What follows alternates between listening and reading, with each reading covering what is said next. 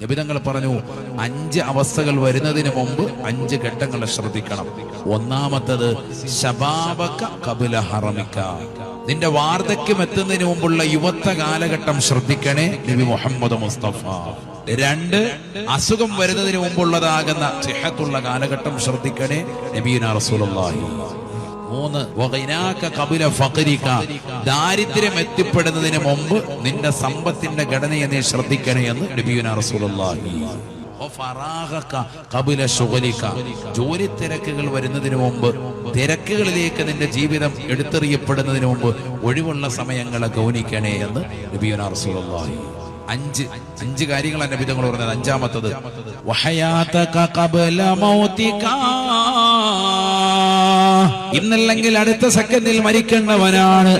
ആ ഒരു മരണം നമ്മളിലേക്ക് വരുന്നതിന് മുമ്പ് നിന്റെ ജീവിത കാലഘട്ടത്തെ ദീനിന്